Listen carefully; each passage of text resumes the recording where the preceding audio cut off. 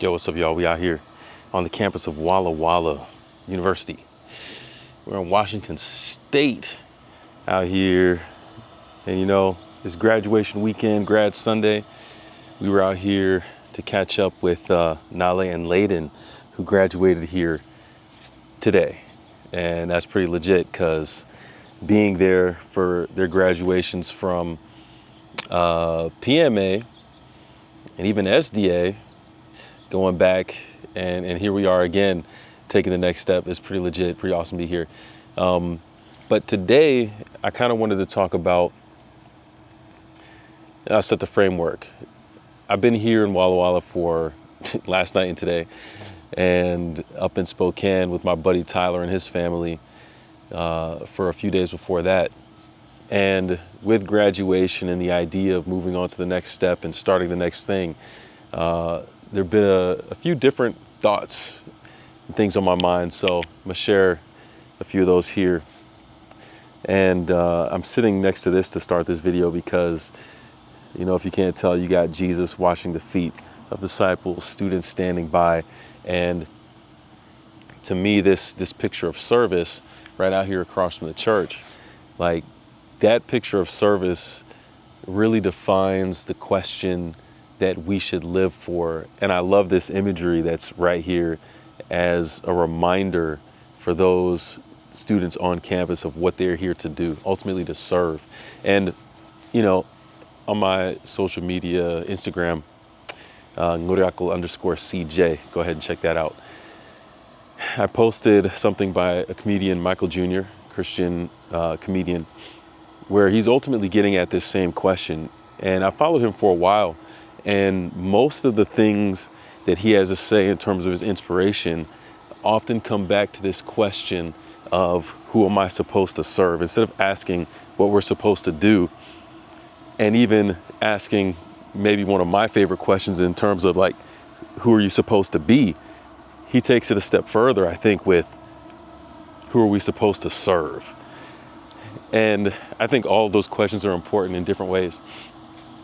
But the question about who you want to serve or who you're supposed to serve or who should you serve, it does end up really changing who you decide to be and the things that you decide to do. Go watch that short. I posted it in my story there. You'll be able to see his breakdown of it. I love it because, you know, he's basically saying that if you start with the question, what do I want to do? It almost always ends up with a money or a financial thing. Whereas who do you want to serve changes the entire perspective of what it is that you're doing. And that's where the win comes in. So the commencement speaker, I forget his first name, but G. Alexander Bryant, I think his position was the president of the North American Division for the Adventists. He spoke and definitely left an impression with the message centered around soar on, wings like eagles, you know. And he emphasized that no matter what the difficulty, no matter the struggle, and especially as they take off into their next stage of life from here, to always have this mentality of soaring on. But that it happens through service. And that the things you do and the person you decide to be and the people you decide to serve are the things that enable you to keep the right focus so you can continue to soar on and on and on. Without that, it becomes very difficult to keep finding good reasons to do the things that you'd like to do, to find good reason to keep being who you'd like to be. And that's why knowing who you're here to serve is so valuable and so important. Now, being up with Tyler and his fam was awesome, just because, I mean, that's my guy since 2019 out here, those Andrew Streets Seminary. Definitely the coolest person I met that year, for sure. That's my bro. And him moving out here was definitely a loss for the community there back in Andrews. But it was a blessing to be able to come out here and see what he's up to on this side.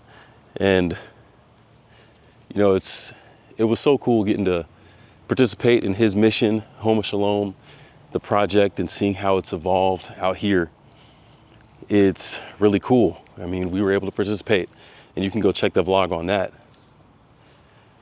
We were able to participate in it was a park in his neighborhood, and he's on the neighborhood council, making connections with the people there, so that way he's in a better position to influence the community in a spiritual way, and for the sake of God, for kindness sake, you know. And it was just awesome being able to see. He hasn't been there that long. I don't think it's been a full year since he's been out there doing these things, but the impact that he's already made in his position, it's awesome to see, and an inspiration for sure. He has decided who it is that he's here to serve. And because he's decided who he's here to serve, it makes it easy for him to determine who he needs to be and then what he should do. It's driven from the service piece. If you check out the podcast that we did, he talks about his calling being to serve the one, as opposed to the 99 who are already in, what do you call it? In the fence, or in the, they're protected already. They're already in the fold. That's what I'm looking for. His mission in his ministry is focused on finding and shepherding and bringing back the one. And that drives everything. And, you know, I'm sitting here thinking about that and looking at the inspiration that it is to see him living it out with the people who experienced church hurt and different reasons for why they weren't attending anymore. People coming up to him after the conversation and after the event in the park to say how it was so meaningful for them and how much they needed it and appreciated the conversation about keeping it real and the vulnerability, and they just needed that. And it's just cool to see him living in who he is supposed to be, because he's determined who he's going to serve. And I had a couple strange instances over the time I was hanging with him as well. And I will say this, like, I think being there with him and his family, it charged me up in a way I didn't necessarily think it would. I knew it was going to be a great time to be there with him and the family, just because that's my guy and those are my people. But I don't know, it felt really good being in the company of good people who are doing their thing, serving, and it was life-giving. Yeah, it was life-giving. But in hanging out with him, there were a couple different things that I wanted to do. I wanted to go and check out the radio station that he works at and just see the space and get to experience some of what he does here in Washington, in Spokane. And we go in, there aren't that many people around. I think it was Friday morning we went. The receptionist was one of the only people that we saw there, outside of a couple other people walking around with boxes and stuff. And he greets her as we walk past to get to the entrance to the radio station. And she ends up looking at me, and her first words are like, "What branch of the military are you in?" And I'm like, huh? I didn't introduce myself. Literally, I'm just walking behind Tyler and just kind of doing one of these things because I don't know who she is. And those were her first words to me, and I had to laugh, and I was like, what made you say that? And she ends up saying something that caught me off guard again. She's like, "Your bearing, the way that you move tells me this about you." And I was like, dang. It's powerful to hear something like that. And I think a confirmation as well, because, and this is a whole different conversation on how are we reflecting the things, if we are reflecting the things that we hope to do, if we're reflecting the things that we hope to be, and if the profession that we have of who we're trying to serve is legit or not. Is it something that people can see and sense and tell from us? Now, granted, I told her, yeah, I'm going for the Navy and I should be starting soon, even though it isn't official yet. But her saying that to me was like another little endorsement that, yeah, I'm doing the thing that I'm supposed to do. I'm being the person who I'm supposed to be, and I'm serving the people who I'm supposed to serve. And I keep going back to my last few years in Palau. This is, again, all this stuff is connected I'm talking about.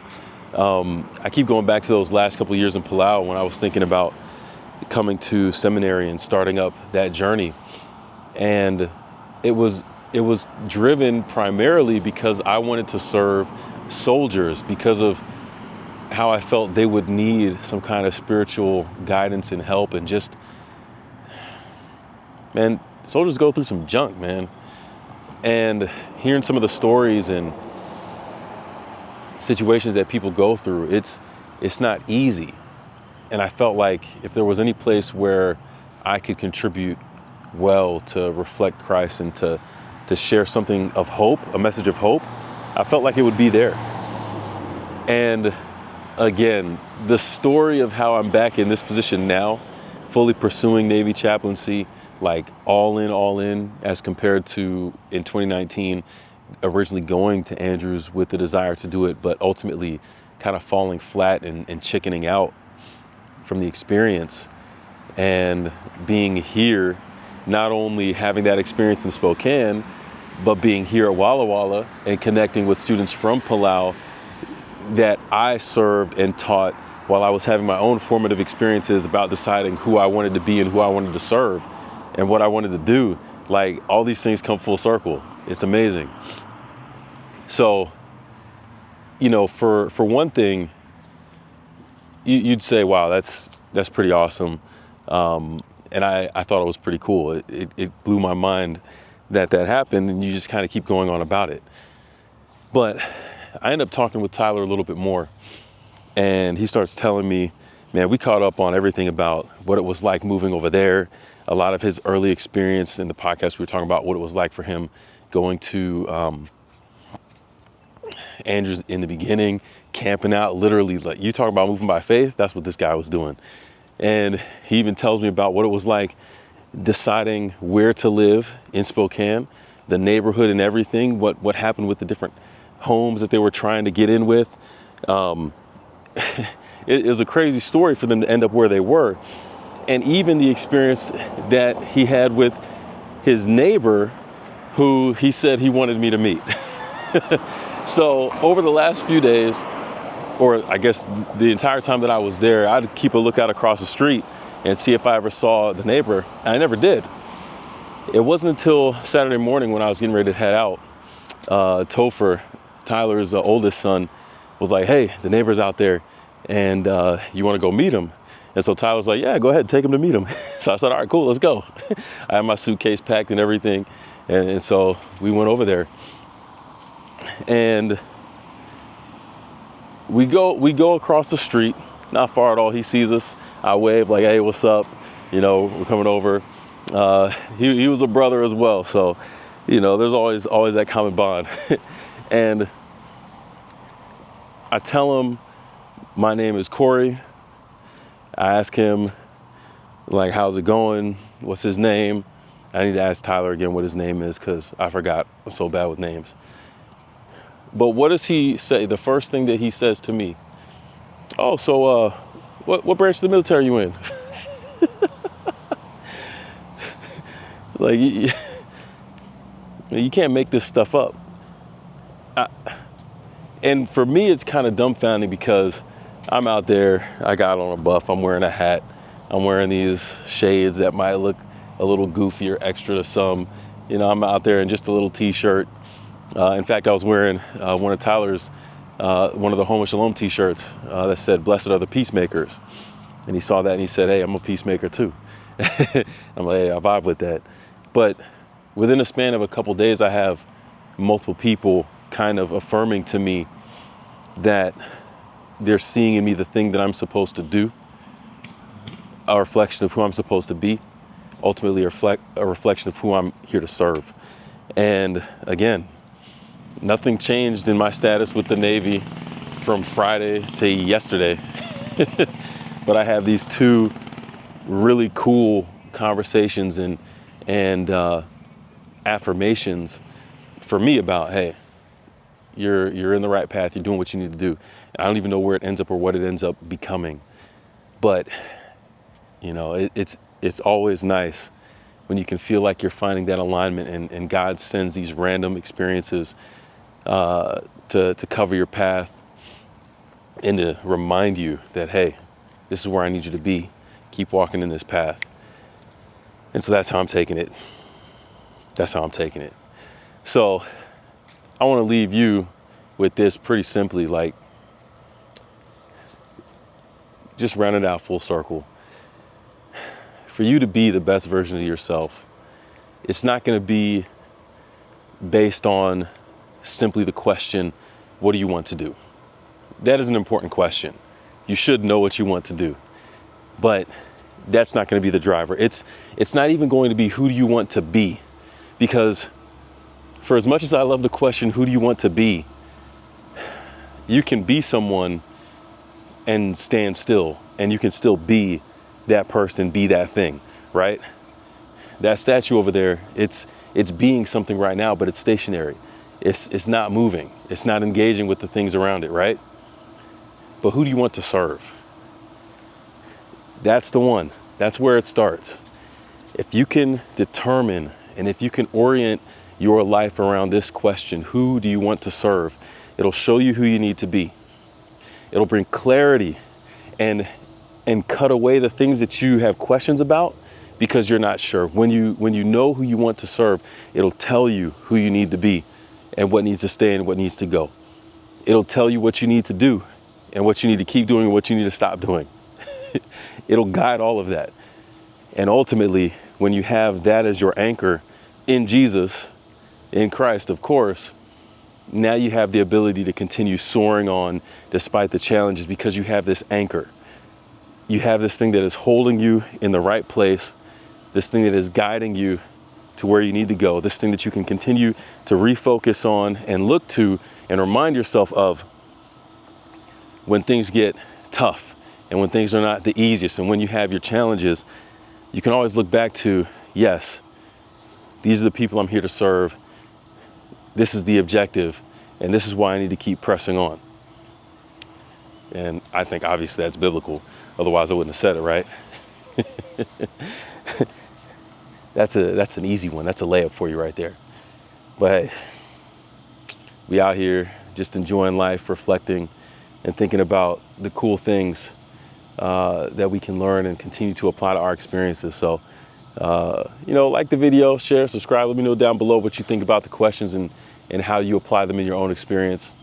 And I think we're supposed to go for dinner with Lady Denale. Hannah's out here too, repping for Palau. We saw Amy and Miguel as well, repping for the islands. So dope stuff, man. We out here. Hey, we out.